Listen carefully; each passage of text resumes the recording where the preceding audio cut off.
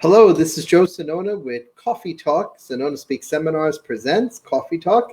And this week, my guest is Lucas Paley from Keller Williams Points North in Syosset. How you doing? Good, Joe. How are you?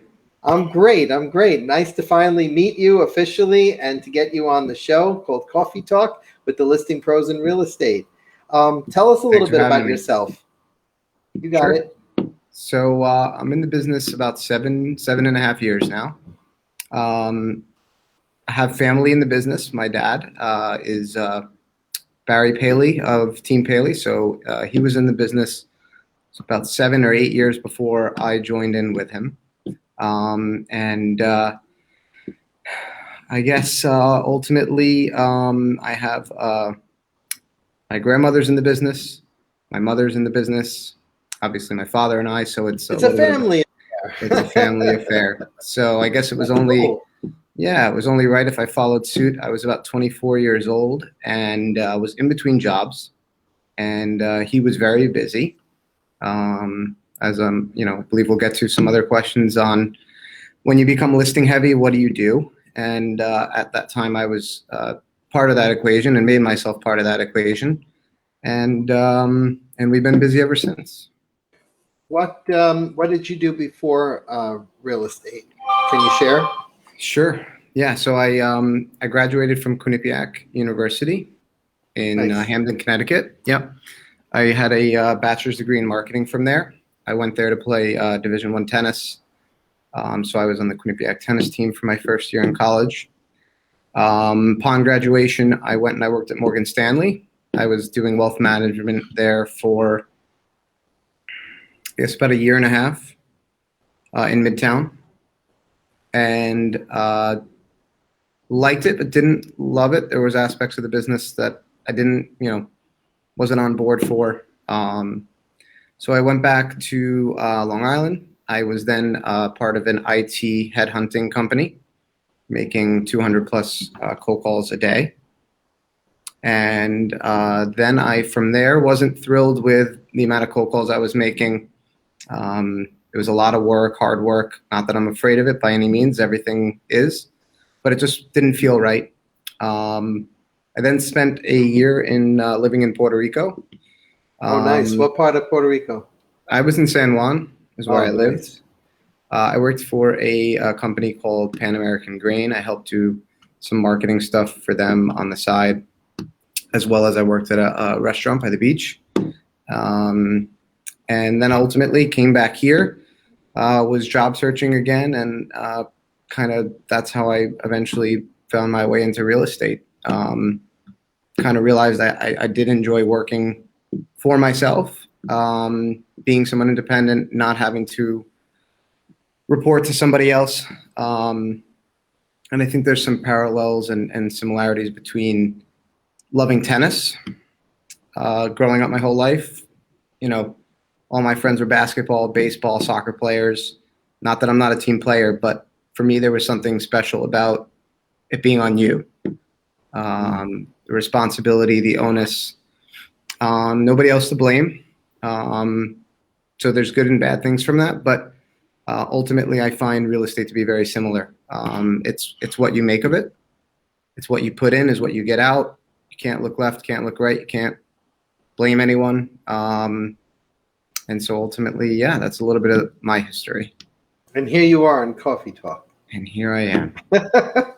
So I always ask my guests, especially top listing producers, pros who I pick, and I always ask people to be on the show. No one asks to be on the show, but in full disclosure to our audience, I discovered you on Instagram because of your excellent marketing abilities, your listing abilities, of course, and I that's how we found each other, in full disclosure.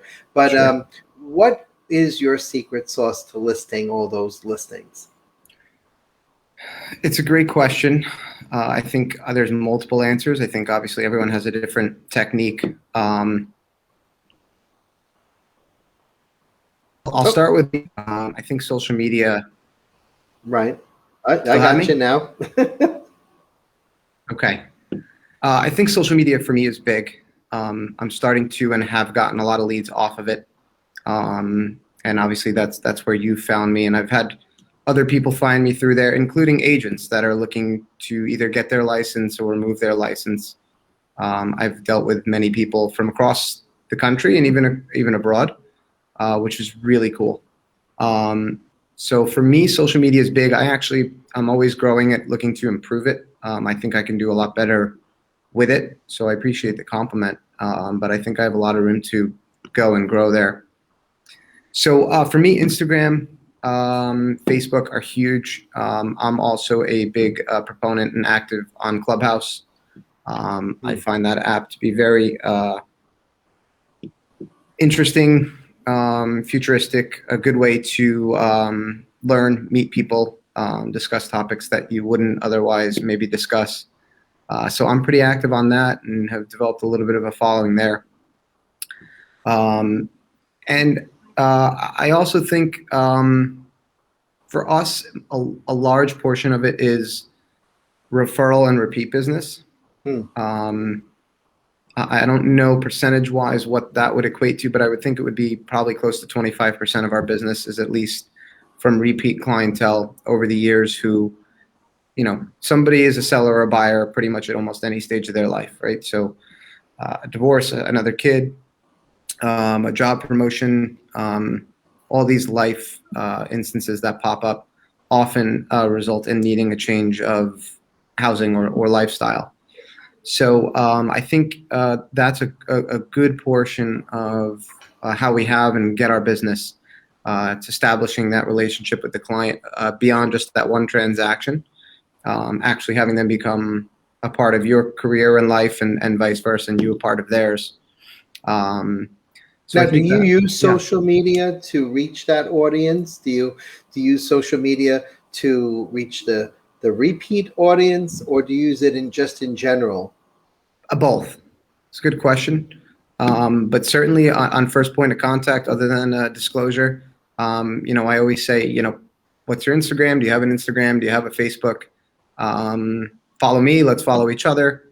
You want to give people a little bit of an insight into your life, who you are, what you do, and that creates a good mutual back and forth between you and the client. So I always connect.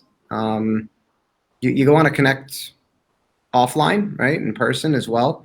You got to make sure you still have that physical connection, which I do, but there's another level to it because once you're not physically in front of that person anymore or showing them houses, I find that that's the best way to just give them, an eye back into your life and your business.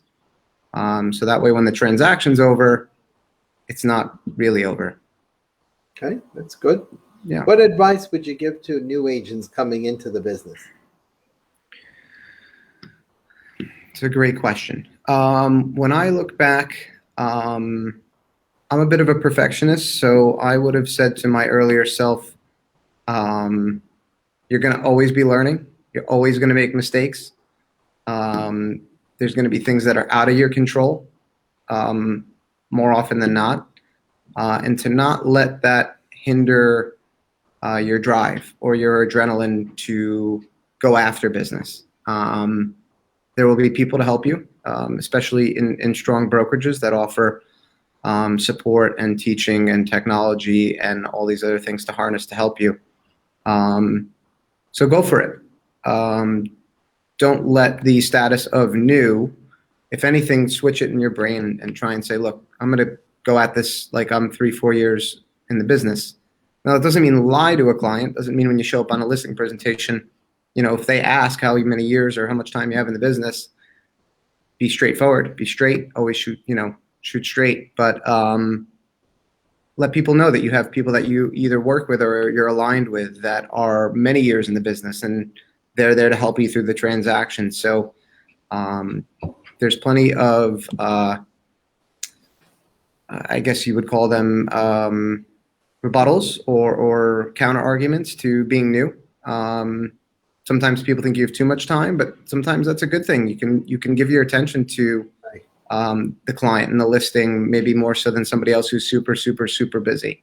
I tell new agents there's plenty to learn. There's a lot of education out there. Sure. There's a lot of books out there. Everyone's always telling me to read a good book. And, for someone like us, our downtime is pretty much given to our clients. So for Yeah. new agents, they should really take the opportunity to read good books and listen to good motivational speaking, et cetera, 100%. right? And that's a lot of our downtime. Yep. Tech is our friend. So, yeah. What kind try of and use advice that. would you give to somebody who's been in the business? Let's say like your dad. I don't know that I can give him any advice. No, If you could give him some business, if you could give anyone advice, who's been, in the business a long time, what would be a good piece of solid advice coming from your perspective? That's a as a good way to as phrase a it. yeah, as a general piece of advice, or somebody who's No, just a little needing new advice business on or how not. the business in general, like we already gave our young people who are coming into the Sure. business advice. What would you give to an older person who's been in the business? If you could say something to them to improve their model, what would you say to them? I would say focus on branding yourself. I would say concentrate on marketing. Try and create a image around whether you're an individual agent or a team. Try and create an image around you and your business, because branding is huge. So no matter what company you're at, where you go, where you move to, if you pick up and move business to another state, that's how business can be transferable, by branding. So if you have a strong brand, strong book, strong clientele base, a lot of times in a business that people think is fixed to a location or fixed to an age group, I would say that would be my biggest piece of advice to somebody who's been in the business and maybe wants to relook at or focus in on something. I was just reading something in Inman about teams, and you're a team with your family. So how does that work?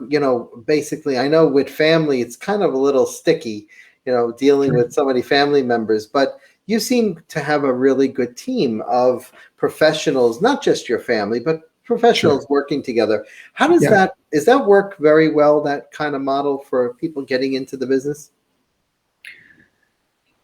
To start a team or to join one? To join one, basically, or to be part of one? I think it's. I think there's a couple of questions that you put there in one. I'll start I with. always do that. Yeah, no, it's good. I like it. I'll start with working with family. Question A, question B. Yeah, and if I get lost, you'll remind me of I'll put you back on track. which letter I left off. In fact, I got all choked up. I had to mute myself to cough. Go No ahead. worries. So, look, working with family, like anything else, I'm sure pluses and minuses. We mostly see eye to eye, but I think if you're not being challenged or you don't have a different perspective from either way, your chances are you're not growing. So, Right. I've learned everything that I've learned from him. He'll tell you that he's learned some stuff from me. We go in on a listing presentation. We offer two different points of view on things sometimes, which is a good thing. So we do have. How long has he been in the business, your father? About 15 years. 15 years. Okay. Yeah, about 15 or 16 years. We've been with Keller Williams for the last almost 3.5, which has completely changed our business. There's a certainly tribute to Keller Williams for a large portion of our growth, and to him individually, and to us as a collaborative team. So working with family, I love it, and it's great. And like I said, we both bring something to the table. A lot of my friends are now buying who weren't maybe 5-10 years ago, right? In your mid-20s, maybe in the 1970s and 80s, those people were buying homes. But I think in today's day and age, that has been kind of pushed a little bit up on the timeline for a lot of people. So 70s and 80s now I'm people are having selling and retiring right now. They are. Think Yeah. about that Yeah. one. The Yep. 50 somethings are retiring. They're going Yeah. down to Florida, Arizona. Nashville is a hot spot. Texas is a hot Tennessee, Texas. 100%. Yeah, that's what we're finding. We do a lot of in-state and out-of-state referrals. It's a good portion of our business as well. And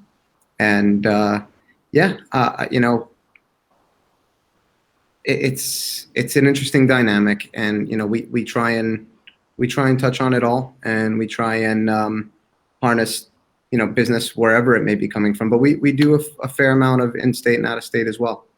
Lucas, do you have any special awards, or like YPN gives out the 20 under 40? Are you Sure. a candidate, or have you been a recipient?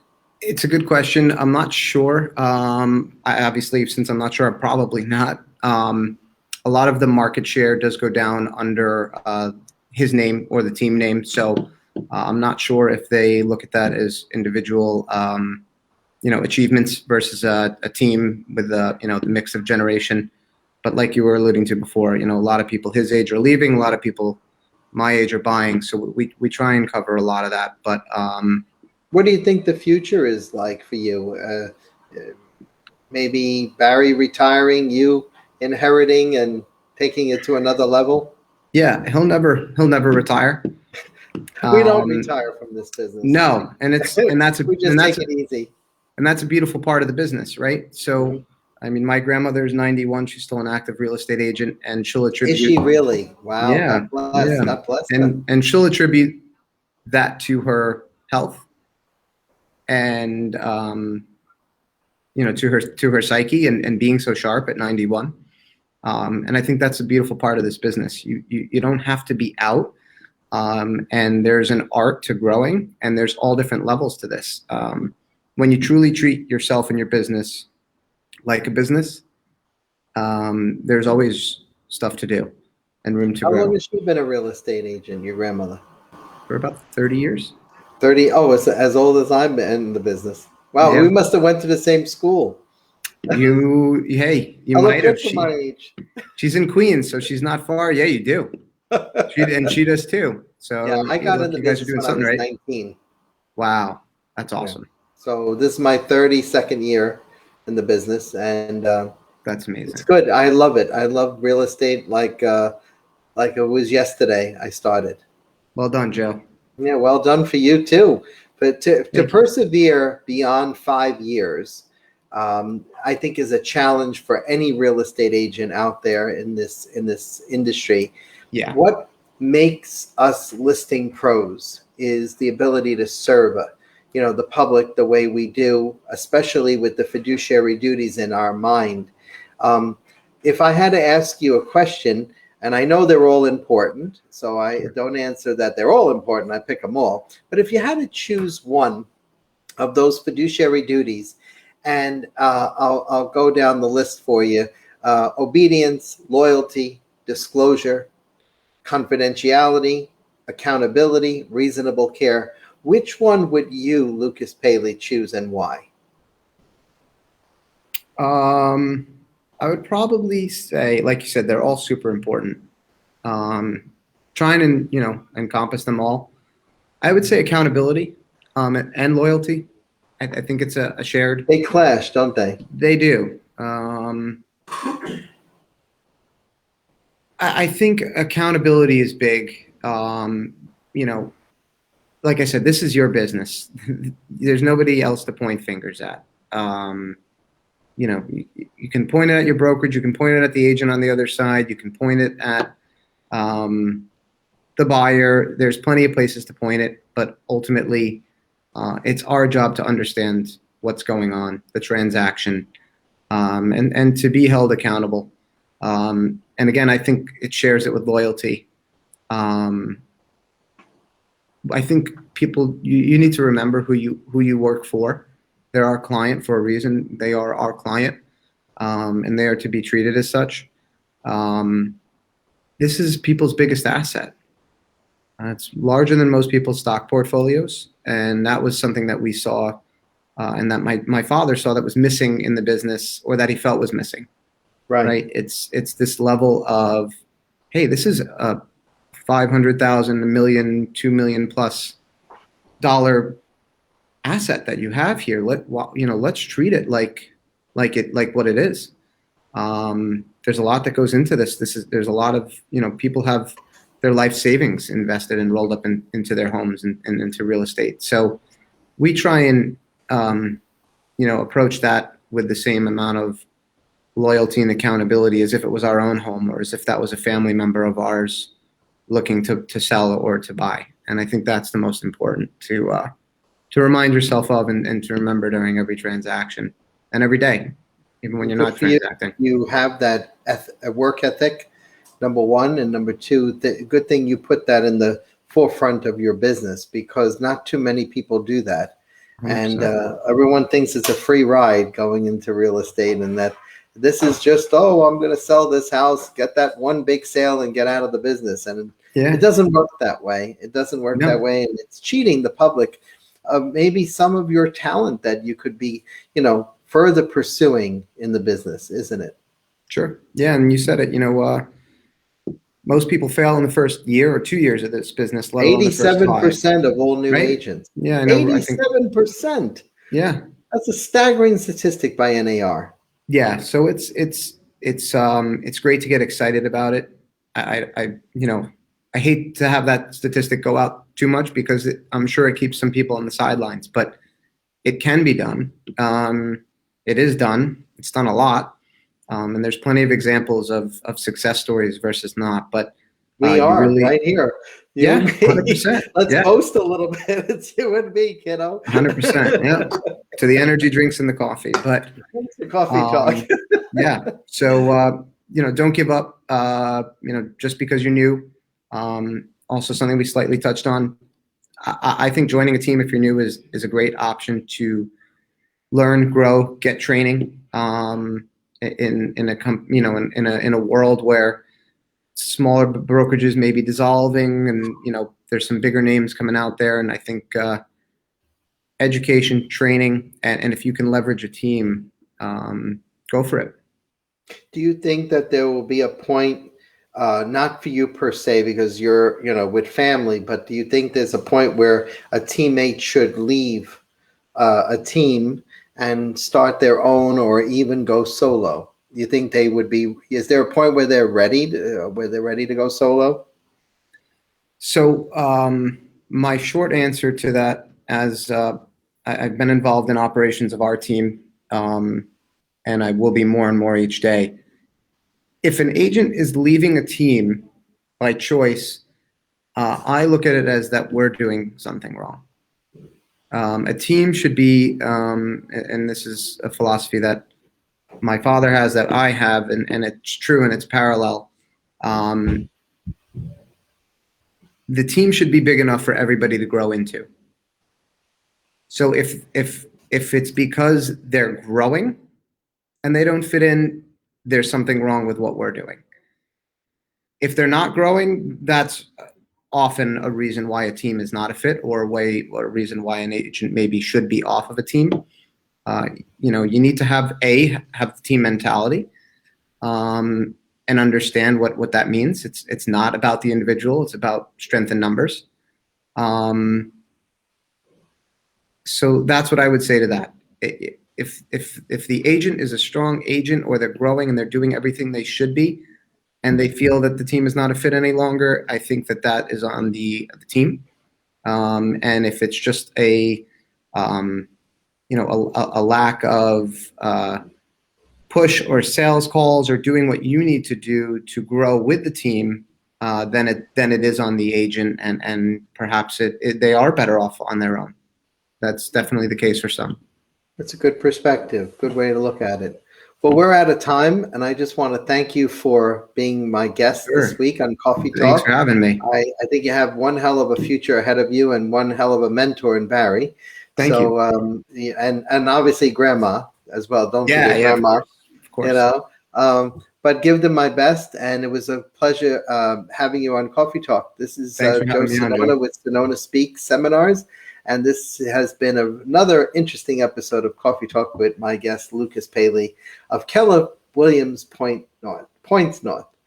Yep. Thank you very much, Lucas, for being Thank you, on the Joe. show. Thanks Take for having care. me. Be well. Have a good Bye-bye. day.